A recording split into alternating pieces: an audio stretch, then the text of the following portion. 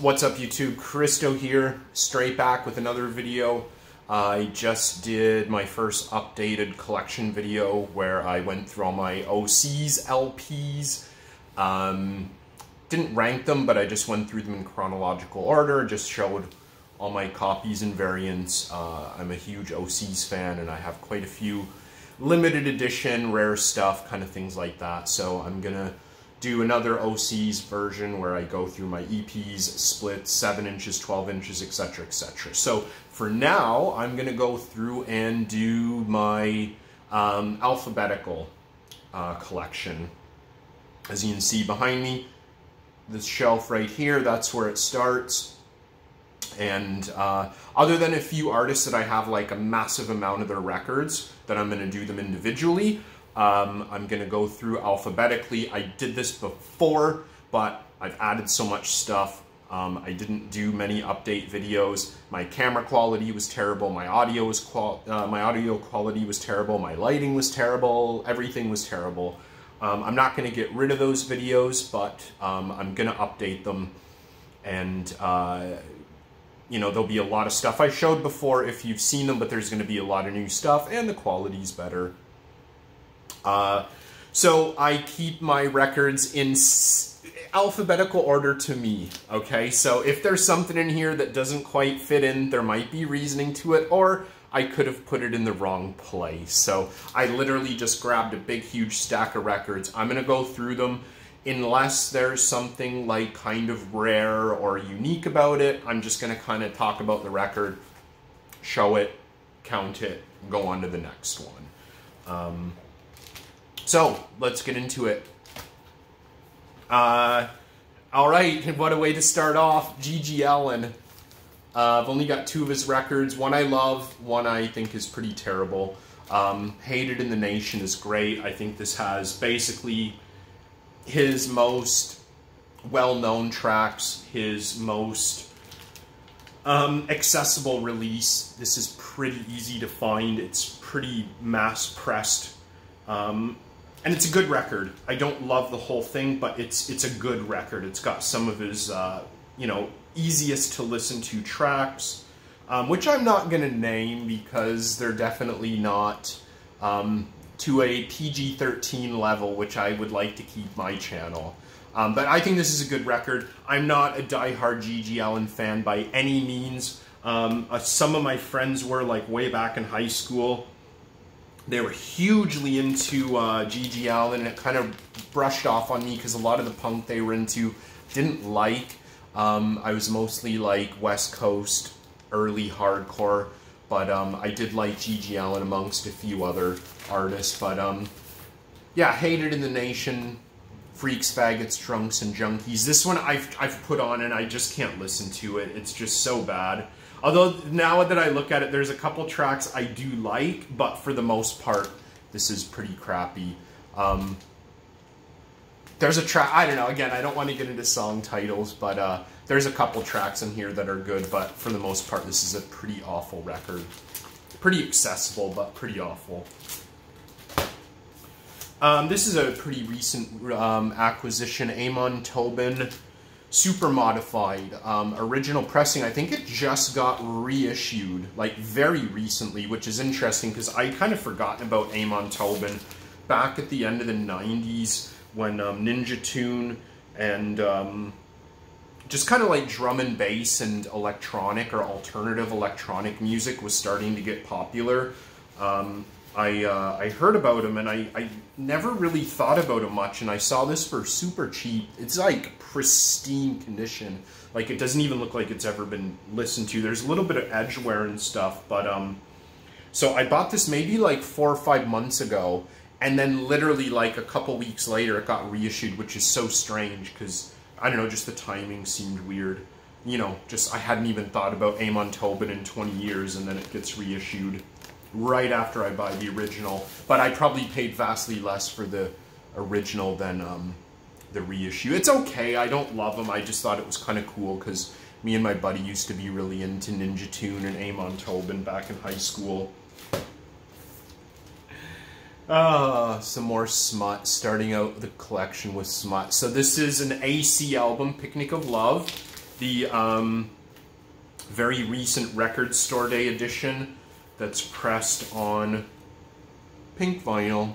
And I don't know if you'll be able to see it, but oh yeah, you kind of can.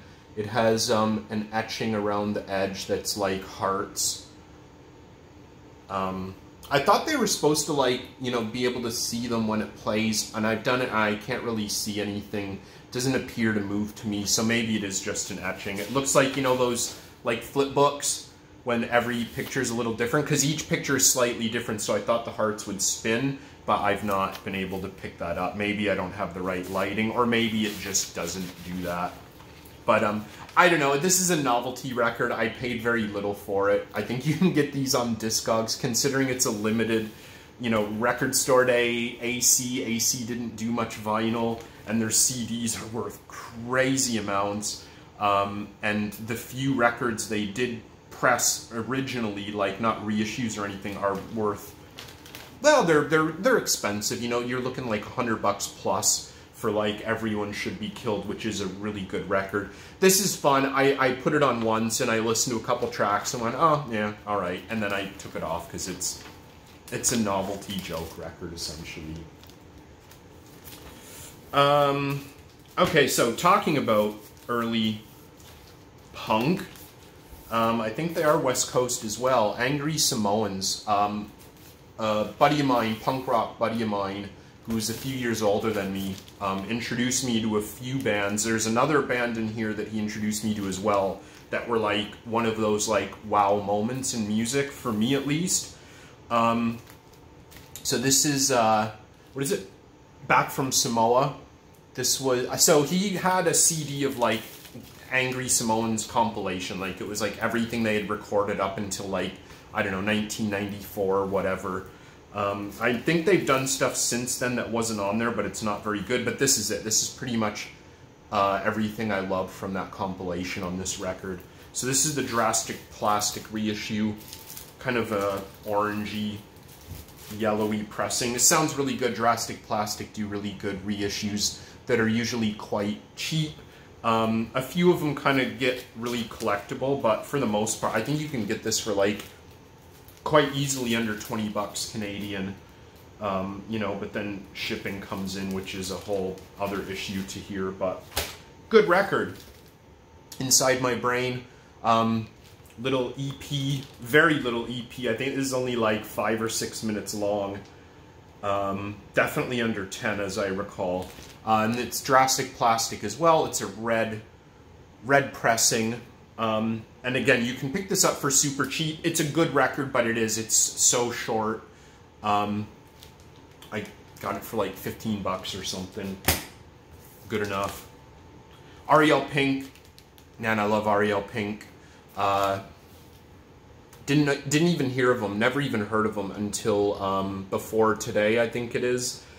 And I just like, wow, I can't believe I've never heard of this guy. And then I start looking and like, holy, you know, this guy was making music when I was in high school in the 90s. He was making music in the 90s, and I didn't hear about him until like 2011 or 2012 or whatever. So it's just kind of cool. So I've kind of gone through, I don't love everything that Ariel Pink's done, but I do love the Doldrums. This is a reissue, very recent, pretty mass-produced reissue, but it sounds really good. It's lo-fi. You know, it doesn't have to be the greatest pressing ever to be a great lo-fi record. And this is really good, very accessible, excellent lo-fi record. This would have come out, I think, originally when I was either still in high school or just before I finished high school. And if I would have heard this then, I probably would have loved it. But, yeah, really, really good record there. House Arrest, meh, not so much. It's okay. I got this super cheap, like under 20 bucks, and it's not bad. This one, yeah, Trash and Burn, clear pressing. Didn't love it. I think House Arrest is a bit better, but just not really my thing. And this is definitely what got me into Ariel Pink. I love this record, and the sound between this and the Doldrums is so starkly different. almost unrecognizable. If you took Ariel Pink's vocals out of this, you wouldn't even recognize it as the same artist. But you definitely can, you know, because this is with Haunted Graffiti, right? Which is his band. And they're good. They're a really good band. Really great production on this. You know, he's one of those artists who sounded awesome lo-fi and still sounds pretty awesome today with a good band, well produced.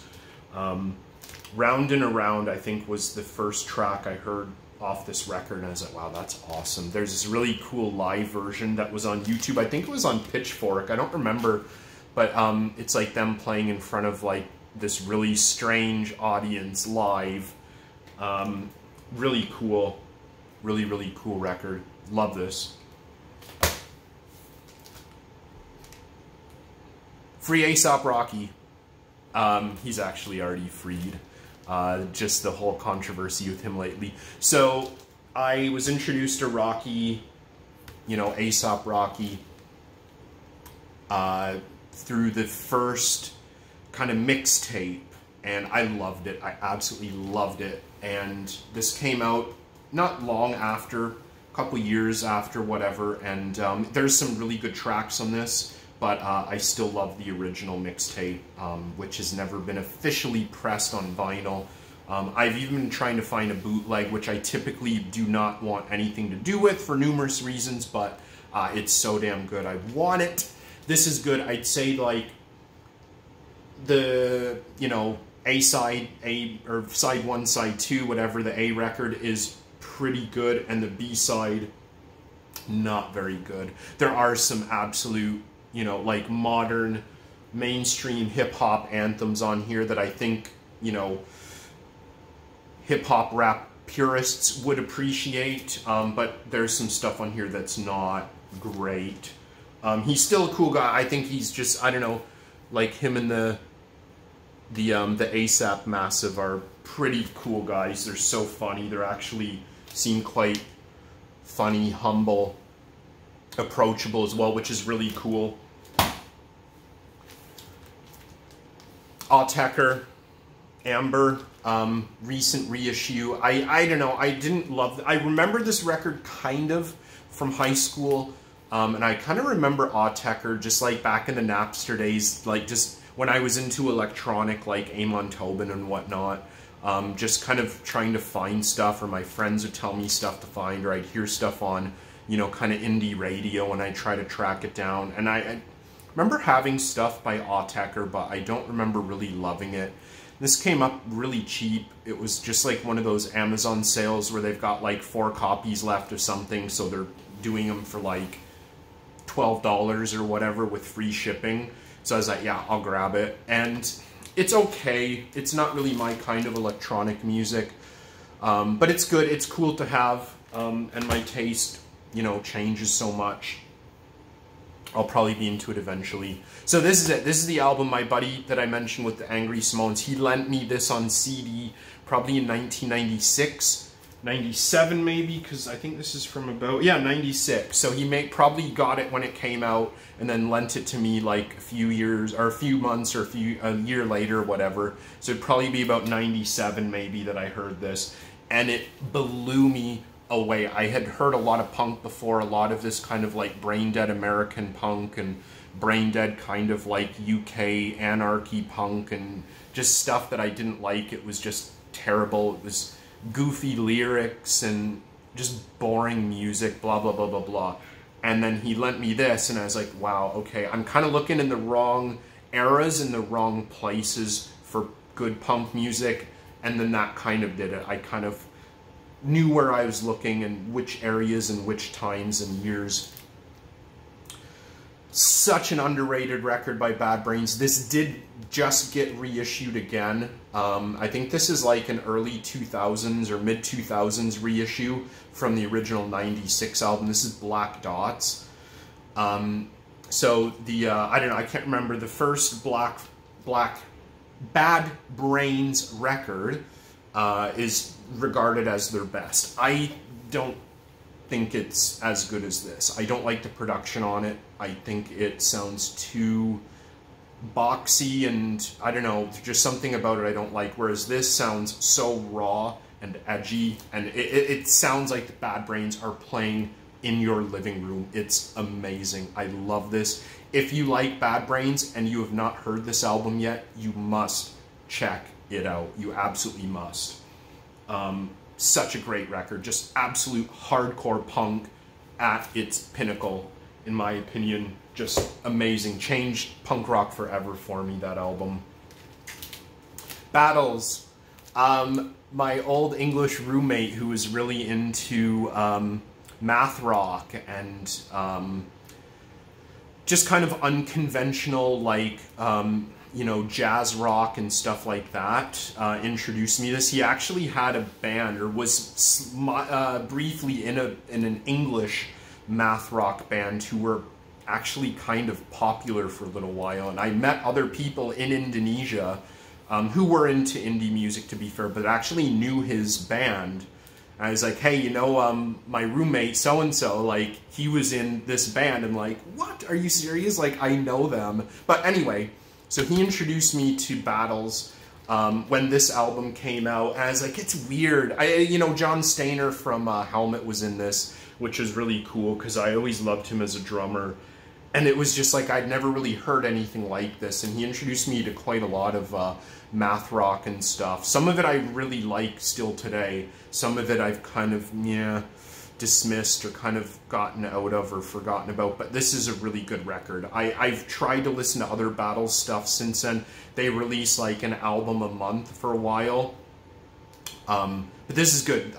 What is it? Maps, I think it is? No, Atlas, I think that's it. The video that this shot's taken from, where they're playing in like the cube floating around, awesome. It is so awesome. The rest of the album, it's not an easy listen to, but it's definitely an oddity that's very accessible, very easy to find. So the next one, I'm going to do this one really quickly because it's a monumentally huge, important record for me. Beastie Boys' License to Ill. I bought this record. This was one of the first records I ever bought myself. It's from, I probably bought it in about 1995 or 1996. Bought it for like $7 from my local CD store. Because at the time it was CDs everyone was buying. And I saw this in like the cutout bin. It was already used. This is an original pressing, although it's not worth a heck of a lot. I got it for like $7, like $6.99 or $5.99 or something, because it was such a hugely important record for me. I bootlegged my cousin's bootlegged cassette of this way back, and when I was in like grade 3 or grade 4, and I listened to it so much that I can still, you know, kind of sing along, rap along with this word for word, like 30 years after having listened to this the last time. I did that very recently, and I was quite impressed. Huge record for me. Kind of got me, I was listening to like, you know, Vanilla Ice and MC Hammer and New Kids on the Block until I heard that album, and it just changed music forever for me. Paul's Boutique, I think this is often cited as Beastie Boys' best album, definitely a fan favorite. I like it, but it was a little bit before my time. I was still quite young when this came out. I was still probably rocking License to Ill, so this album kind of went right past me when it was released. I don't remember which year this came out, but it kind of went past me. This is a pretty recent reissue with like the really awkward folded sleeve inside. Check Your Head, again, this one kind of slipped past me. I guess it was just an era where I was listening to other stuff or not really into rap or Beastie Boys. At that time, I guess their novelty had kind of worn off on me, and I was getting into more classic rock and stuff like that, Jimi Hendrix and Queen and Pink Floyd and stuff, and this one passed me by again. But when this came out, yeah, I kind of went, yeah, the Beastie Boys, I remember them. So this came out, loved it. This is just like, for me and my friends in high school, for our age, this was just like standard issue. Everyone everyone had this. Everyone had this on CD. And then when this came out, I started going back into their back catalog, and then I bought the License to Ill record probably around when this came out, because it kind of reintroduced me to them. So I'd say after this, I think this is probably my favorite of all of them today. Even though, you know, License to Ill is important, but I would say after this, I'd probably prefer Check Your Head to Paul's Boutique, but they're both really good. They're both great records. Kind of, you know, alternative hip-hop. This is cool. This is a little EP that I had never heard of, and there's a few unreleased tracks on here. 33% God and Diss Yourself and 89, and then Side A, Shake Your Rump and Hey Ladies. Is this the Hey Lady? Oh, Love American Style. There you go. I just got this really cheap, added into an order on Discogs. Great record. Girl I dated in high school introduced me to a lot of really cool indie music that I'd never heard before. She was a couple years older than me, and her boyfriend before was like 5 years older than her, so this age range was really interesting. So I was getting stuff introduced to me that none of my friends had ever heard of, or they had kind of known the name or whatever. So it was really interesting because she introduced me to so much stuff I had never heard of, and I'll definitely mention her again down the road. So one of them, Beat Happening. She also introduced me to Dub Narcotic and Halo Benders as well, which are all Calvin projects on K Records. Black Candy, not my favorite Beat Happening record, but it's good, but this is like the only one that's really easily accessible as an actual album. Look Around. This is a really good compilation. In fact, I would say this is kind of the reason I haven't really tracked down any other Beat Happening records. They're expensive, they're hard to find, they're mostly online for sale in America and the UK, Europe and stuff, which just, you know, raises shipping levels so much. So this kind of helps me out with that. I absolutely love, what track is it? Nancy Sin. Love it, love it, love it, love it. Nancy Sin is my favorite Beat Happening track. It just reminds me so much of Cramps, which is interesting because like Beat Happening and Cramps are just like so polar opposite bands, you know. Beat Happening's quite clean and polished and, you know, polite kind of thing, and Cramps are just like dirty and sleazy, and I don't know, but it reminds me of them so much. Nancy Sin is a great record, but this is really good. Double LP, double album, double compilation, whatever. Very easy to find, very cheap. Another K Records album, Beck's One Foot in the Grave, and this was another really important record for me. Mellow Gold came out. I still remember when Mellow Gold came out, and I loved it. I bought it as soon as I could find it on CD. I loved Loser, I loved Beer Can. And I bought the album, and it just got even weirder and stranger there, and I was like, yeah, Beck is awesome. So this is going back in the early 90s when it wasn't easy to just buy stuff, especially when you live in rural Canada. And eventually, a couple years later, a friend of mine had this on CD, and he let me borrow it, and I didn't like it. I actually really hated it. Just compared to Mellow Gold and Odelay, it just was just so lo-fi, different sound, so folky. I didn't like it. And then I revisited it a couple years later and just fell in love with it and listened to it non-stop. This just dates me so bad, but I have such vivid memories of listening to this over and over and over while trying to beat Earthbound on Super Nintendo. Like that one summer I played Earthbound like every day for 2 months, and I listened to this just non-stop. So this is the recent double LP reissue. It sounds great. Love this record. Stereopathetic Soul Manure. This is such a strange record. I kind of got into this after my friend lent me that Mellow Gold CD, and the first time I heard this, I was just like, wow, that's weird. There's some really cool tracks on here, and I always loved the answering machine stuff because they're just such weird messages. If you've heard this, you know exactly what I mean. This isn't original. I think they only did one pressing of this, so this is the original pressing, double LP. Such a good record, just strange oddities, kind of like stuff that would be like B-sides and whatnot. But I think this is actually considered a full-length record from Beck. It just kind of surfaced around when he got monstrously popular for Mellow Gold. Definitely game-changing record for me. This is an original pressing, which is cool. This is probably one of my prized records. It's not worth a fortune, but it is rare. It's not easy to find. It just takes me back to high school. Not even, I think I was in junior high school. I was in grade 7 when this record came out.